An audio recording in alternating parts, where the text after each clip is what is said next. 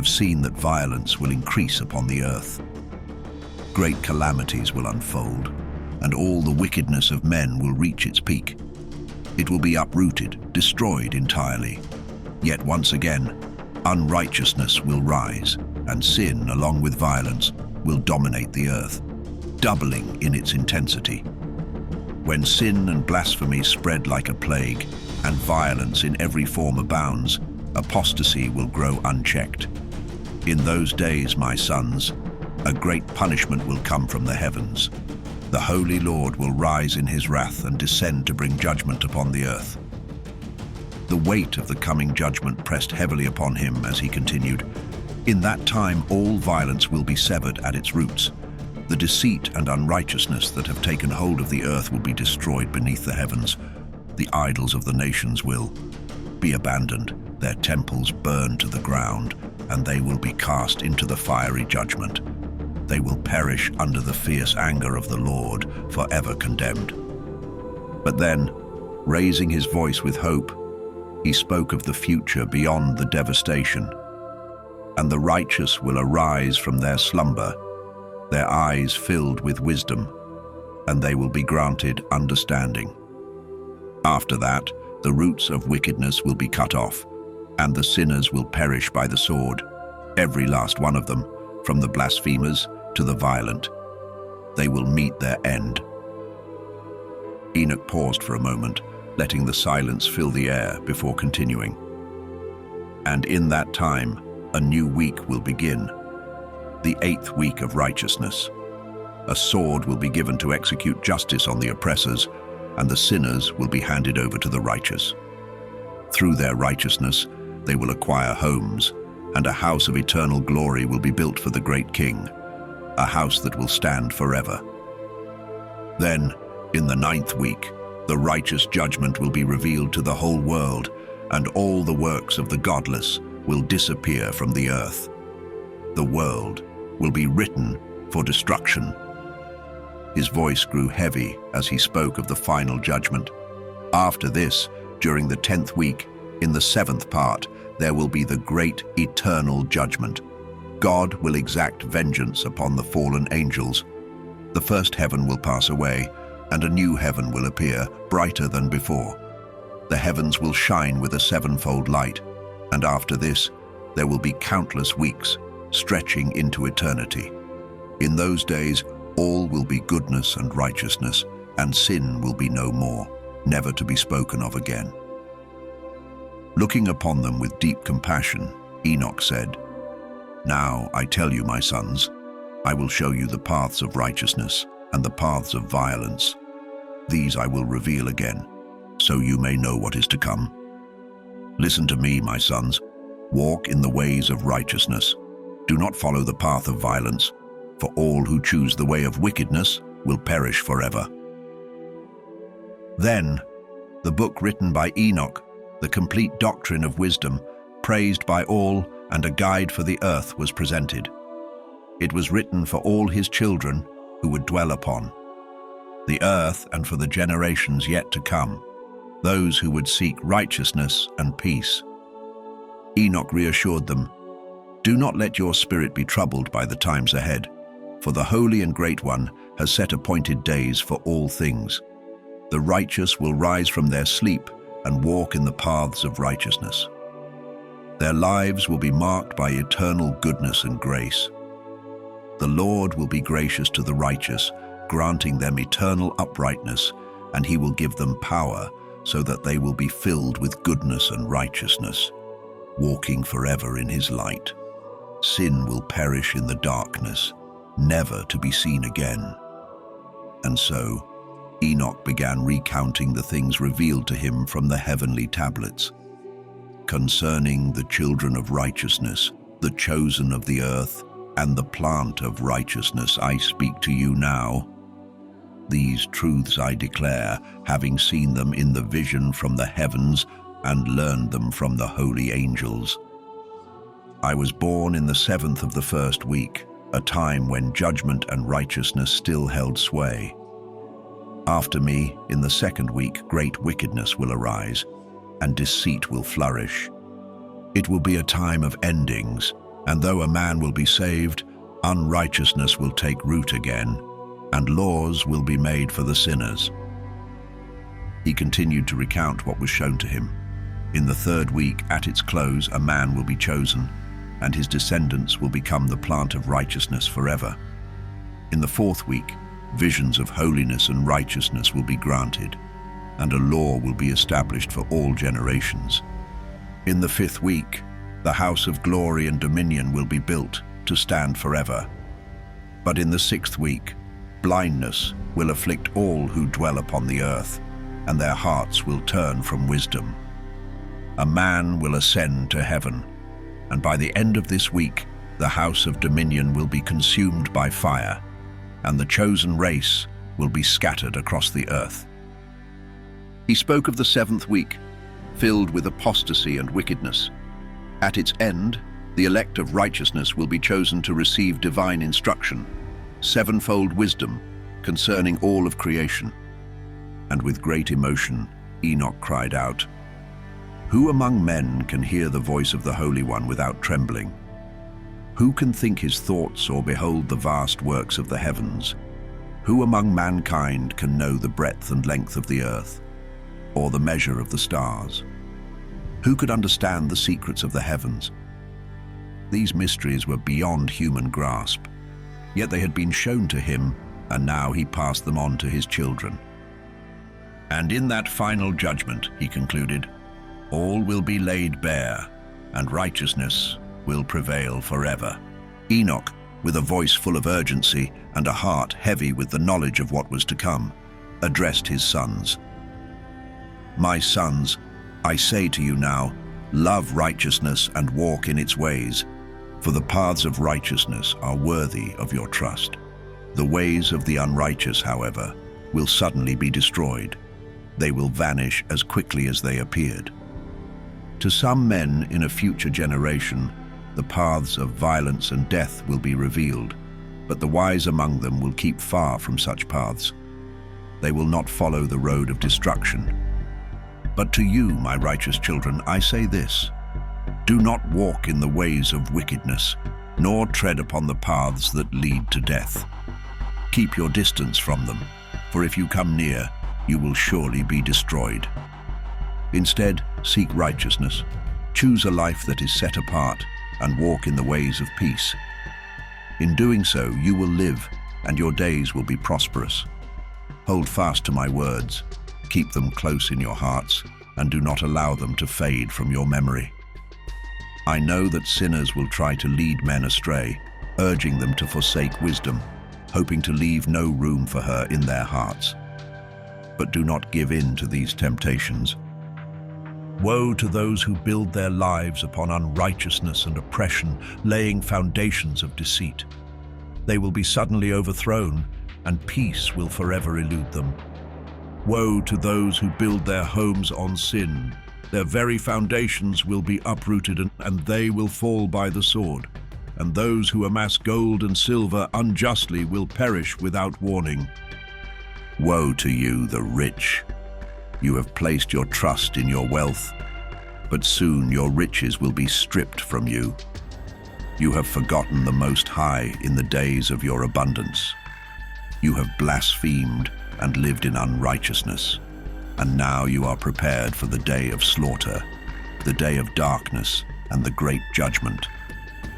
I declare to you, the one who created you will bring you down. In the day of your fall, there will be no mercy, and the Creator will find no compassion in your destruction. In those days, your righteous ones will stand as a reproach to you, sinners and godless alike.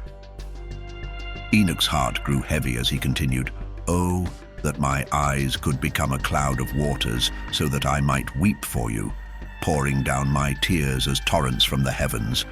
Then perhaps I could find some rest from this anguish that burdens my soul. But who allowed you to practice such wickedness and heap reproaches upon yourselves? Judgment will soon overtake you, sinners.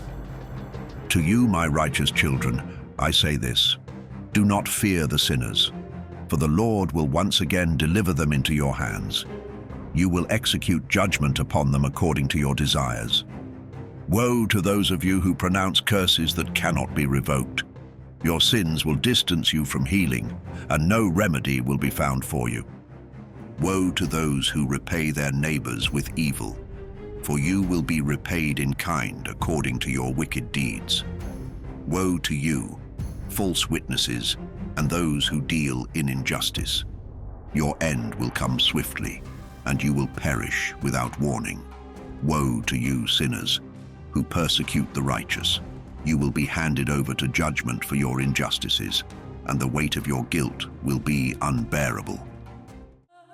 And as he slept, visions came crashing down upon him, vivid and filled with judgment.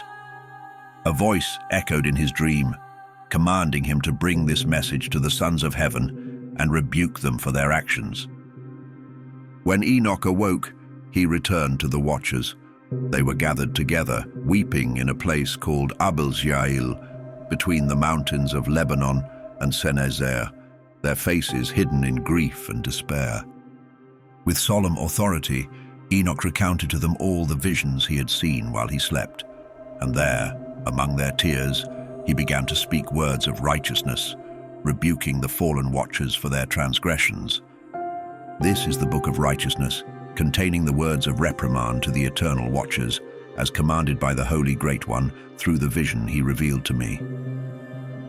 In the midst of my sleep, I saw these things, and I now speak them aloud with my human tongue, using the breath given by the Great One to mankind, to communicate and to understand in our hearts. Just as he gave man the power to comprehend wisdom, so too has he given me the power to rebuke the watchers, the once holy children of heaven. I wrote out your petition, and in my vision I saw the truth. Your request will not be granted, not now, not ever. Judgment has been passed upon you for all eternity. From this moment on, you shall never ascend to heaven again. You will remain bound to the earth, confined in its depths, for all the days of the world's existence. Before this, you will witness the destruction of your beloved sons. You will have no joy in them. They will perish before your eyes, cut down by the sword. Even if you weep, even if you pray and utter all the words I have written, your pleas for their forgiveness and your own will not be heard. And then, in my vision, I was taken by clouds that beckoned me, and a mist surrounded me. The stars and lightning sped me forward, and the winds lifted me, carrying me into the heavens. As I was borne upward, I neared a towering wall made of pure crystal, surrounded by tongues of fire. Fear gripped me. I entered through the fiery tongues and saw before me a grand house made entirely of crystal, with walls shimmering like the tessellated floor beneath my feet, also of crystal. The foundation, too, gleamed with the same brilliance. The ceiling resembled the starry sky streaked with lightning, and between the lightning, I saw fiery cherubim. The heaven above was as clear as water. Flames blazed around the house, and its doors were consumed with fire. As I stepped inside, I was overwhelmed. It was as hot as fire, but as cold as ice. There was no joy in this place, only dread. Fear took hold of me, and my whole body trembled. Trembling uncontrollably, I collapsed, face down on the ground. Then, as I lay prostrate, I saw another house, even greater than the first. Its enormous gate stood open, and it was built from flames of fire. Its splendor and magnificence were beyond words, far surpassing anything I could ever describe. The floor of this house was a river of fire, and above it were the stars and lightning. The ceiling, too, blazed with flames. There, at the heart of it all, I saw a throne, towering and majestic. It gleamed like crystal, and its wheels shone like the burning sun, surrounded by cherubim. Streams of fire poured from beneath the throne, so fierce I could not bear to look directly at it. Upon that throne sat the great glory. His robe was brighter than the sun, purer than the whitest snow. Not even the angels could enter or behold his face, so great was his majesty and splendor.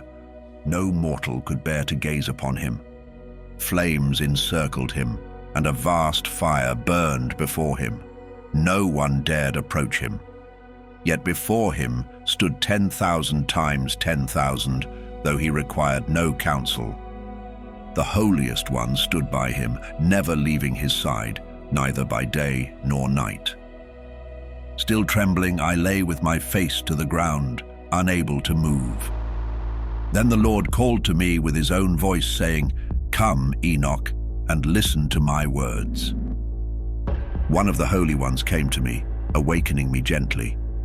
He lifted me up, guiding me towards the entrance. With my face bowed low, I obeyed. And he answered me, his voice strong and full of power.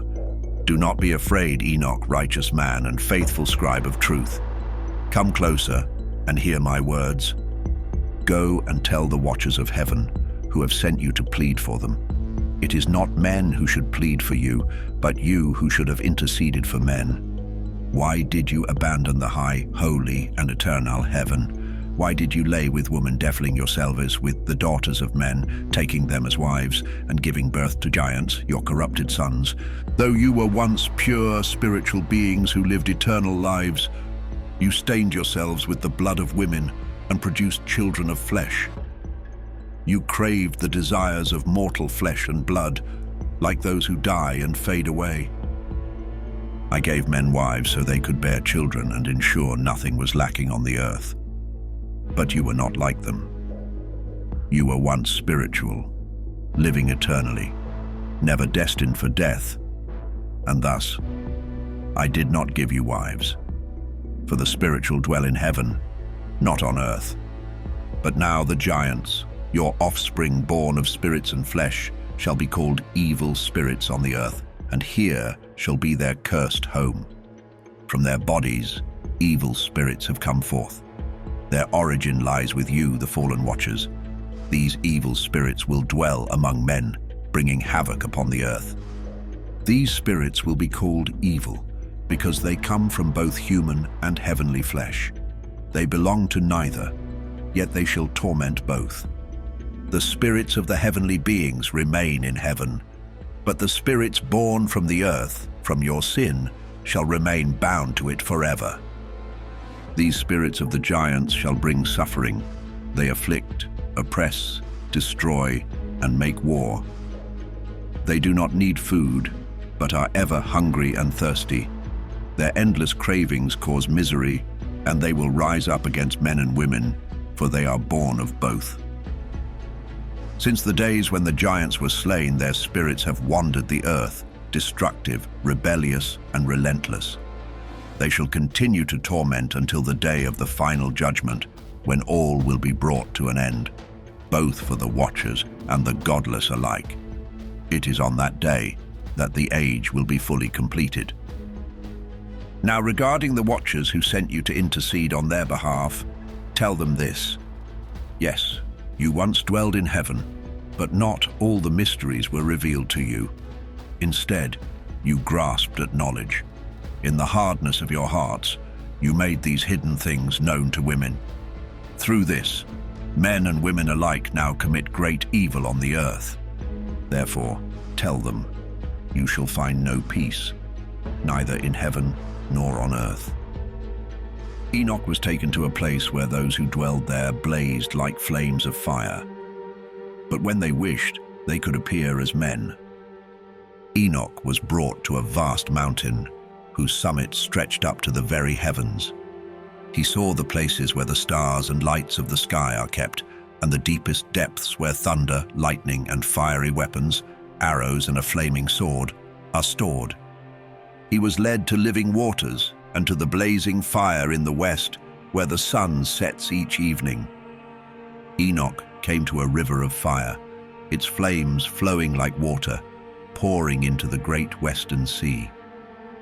He saw the great rivers of the world and journeyed into the darkness, to a place where no living creature can walk. He beheld the mountains covered in winter's shadow, and the source from which the waters of the deep flow. He saw the mouths of every river and the entrance to the vast depths below. Enoch saw the storerooms of all the winds and observed how they were arranged to shape creation and lay the strong foundation of the earth. He saw the cornerstone of the earth and the four winds that uphold both the earth and the sky. He watched how the winds spread out the skies, standing between heaven and earth like the pillars that support the heavens. He saw the heavenly winds that turn the sun and guide the stars in their paths. He saw the winds on earth, carrying the clouds and the pathways of angels. At the edge of the earth, he saw the sky above. He went further and saw a place burning day and night, with 7 magnificent mountains, 3 to the east and 3 to the south. The eastern mountains were made of colorful stone, pearl, and jacinth, while the southern mountains were of red stone. The central mountain rose high into the heavens like God's throne, made of pure alabaster with a sapphire summit. Flames burned before him, and beyond these mountains lay the end of the earth. "Tell him we are sorry. Tell him we wish to be forgiven." Azazel spoke last. "If there is justice, there must be mercy," he said. "We ask not for heaven, only for peace." Enoch looked at them for a long moment. Then he said, "You wish me to plead with the Almighty?" "Yes," Semjaza said. "Go before him. Speak our names. Beg him to remember that once we were his sons." Enoch nodded slowly. "I will go, but I make no promise for what he will say." Enoch was taken up in spirit to the higher realms. The stars fell away, and he came before the throne of the Most High. The light was blinding, and the ground beneath him shook with power. He fell on his face and said, "Lord of heaven, the watchers have sent me. They beg for mercy. Their hearts are broken. Their children have turned to madness. They do not ask for return to glory, only for forgiveness." For a moment, all was still. Then the voice of the Lord filled the heavens like a storm. "Enoch, righteous son of man, hear my words. These watchers were not made to dwell with flesh. They have defiled my creation and revealed secrets that were never meant for mortal hands. You shall say to them, 'You were in heaven, but now you are of the earth.'" Enoch bowed his head. Then the Lord spoke again. "They ask that I forgive them, but it is not their place to pray for men, nor man's place to pray for them. You shall tell them this: you were not appointed to intercede for mankind, but mankind for you." The heavens shook. Then the voice continued, "Tell Semjaza and his companions that their offspring, the giants of the earth, will perish by their own hands. The earth will be cleansed by flood and fire. As for them, bind them in the valleys of darkness, beneath the mountains of the earth, until the day of judgment." When Enoch returned, the watchers were waiting. Their faces were desperate for a word of hope, but Enoch's expression was grave. Semjaza stepped forward. "What did he say?" Enoch's voice was steady. "He has spoken. Your children will be destroyed. You will be bound in the earth until the final day. There will be no mercy." The watchers fell silent. Some wept openly, others stood still, frozen in disbelief. Azazel clenched his fists. "So even repentance means nothing?" Enoch looked at him. "You knew the command. You chose to break it. You taught men what they were not meant to know. You gave them pride, and in that pride they will destroy themselves. This is not punishment alone, it is consequence." Semjaza sank to his knees. "Then it is over."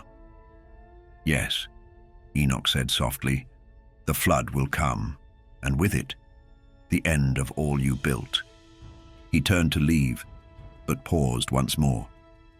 "You wanted to walk among them," he said quietly. "Now you will lie beneath them." Enoch's figure faded into the mist, leaving the fallen angels alone with their fate. Semjaza bowed his head, his voice barely a whisper. "We sought love," he said, "and found damnation." Beside him, Azazel stared into the darkening sky. "Perhaps," he said, "he will still need us when the world begins again." The silence that followed Enoch's message did not last long. From beyond the veil of light, 4 great archangels descended: Michael, Gabriel, Raphael, and Uriel, each bearing the command of the Almighty.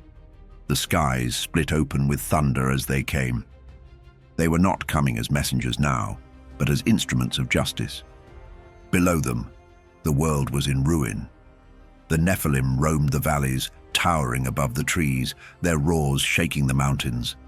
The watchers stood helpless as the earth itself seemed to rise against them. Michael's voice broke the silence. "It is time." Raphael was the first to move. He descended into the heart of the desert, where Azazel wandered among the wreckage of his creation. Around him lay the broken tools of war, the shattered blades, the rusted armor, the ashes of men. Azazel looked up. "So the healer comes to bind the teacher," he said, but Raphael's reply was calm. "You have taught enough." With a single motion he struck the ground, and chains of living light burst from the sand, wrapping around Azazel's arms and wings. The angel struggled, but the chains only tightened. Raphael lifted him high above the earth and cast him into the desert of Dudael, a barren place of stone and darkness. "Here you will remain," Raphael said, "until the fire consumes all impurity." The ground opened beneath Azazel, swallowing him whole. Far from there, Gabriel stood upon the battlefield where the Nephilim raged. Gabriel raised his hand toward the heavens. "Let the destroyers destroy themselves," he declared. At his command, madness filled the hearts of the giants. Brother turned against brother, father against son. The cries of the Nephilim filled the air until none were left to cry. Gadriel's influence was insidious, spreading like a contagion through the hearts of men. For this, he was cast into utter darkness, his name erased from the records of the righteous. Yet echoes of his teachings remain in every conflict, every betrayal, and every act of defiance. The fall of the Watchers was meant to erase their influence from the world, but if history has taught us anything, it's that stories this monumental don't simply disappear. The Watchers may be bound beneath the earth, but their legacy reverberates across cultures, myths, and even modern interpretations of humanity's origins and past. Take the Nephilim, for instance, the giants born from forbidden unions between the Watchers and humans. According to the Book of Enoch, these beings were immense in size and appetite, wreaking havoc on the world. But did they truly disappear after the flood? Strikingly, stories of giants appear in cultures across the globe, echoing the Nephilim's description. The Greek Titans, towering beings of immense power, defied the gods and met tragic fates. The Norse Jotun, fierce and colossal, frequently clashed with the divine Aesir. Native American legends also speak of giants who once roamed the earth, shaping the land with their enormous strength. Are these merely myths, or do they reflect fragmented memories of the Nephilim's reign? The parallels across different cultures are striking. Despite being separated by vast distances and epochs, countless civilizations recount the existence of powerful, larger-than-life beings who brought both awe and destruction. Such similarities are far too consistent to dismiss as mere coincidence. They suggest a shared ancient memory that transcends cultural boundaries, hinting at a collective experience or understanding of these colossal figures. These legends continue to resonate, fueling the notion that the Watchers and their forbidden offspring left an indelible mark on human history and mythology. And then there's the knowledge the Watchers shared. Their forbidden teachings might hold the key to understanding the mysteries of ancient structures like the Great Pyramids of Giza, the colossal ruins at Baalbek, or the enigmatic Göbekli Tepe. These architectural marvels, defy the capabilities typically attributed to the civilizations of their time, raising questions that modern engineers and archaeologists still struggle to answer. Take the Great Pyramids of Giza, for example. Each massive limestone block weighs several tons, with some estimates suggesting that the heaviest blocks exceed 70 tons. These stones were not only transported over significant distances, but also positioned with extraordinary precision, aligning the pyramids perfectly with cardinal points and even celestial events like the solstices. How could such precision and scale be achieved without advanced tools or machinery? Similarly, the ruins of Baalbek in Lebanon, home to the Temple of Jupiter, feature megalithic stones known as the Stone of the Pregnant Woman. These blocks weigh over 1,000 tons each, yet they were somehow quarried, transported and placed with uncanny accuracy. Modern cranes would struggle to lift such weights, let alone maneuver them into position as seamlessly as ancient builders managed to do. Göbekli Tepe, often considered the world's oldest temple, adds to the mystery. Dating back more than 11,000 years, it features intricately carved stone pillars, weighing up to 20 tons, arranged in complex circular patterns. Its construction predates the advent of agriculture, leaving historians puzzled as to how a supposedly hunter-gatherer society could organize and execute such an advanced project. These feats seem almost impossible to achieve with the limited knowledge and technology of the time. This has led some to speculate that early civilizations may have been guided by the Watchers, who shared forbidden knowledge that enabled humanity to reach beyond its natural capabilities. Astrology also carries the fingerprints of the Watchers. Kokabiel's teachings about the stars seem to have left an indelible mark on human culture.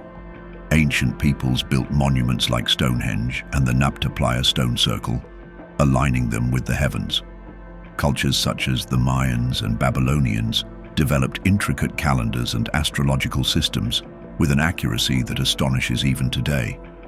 While modern science credits these achievements to human observation and ingenuity, the echoes of the Watchers' teachings leave some unconvinced, believing instead that such advancements are far too precise to be mere coincidence. But the Watchers' influence doesn't end in the ancient world. In modern times, they've become entwined with theories about extraterrestrial life. Proponents of the ancient astronaut hypothesis argue that the Watchers were not merely angels, but beings from another world, advanced entities mistaken for divine messengers by early humans. What if their divine knowledge was simply misunderstood technology,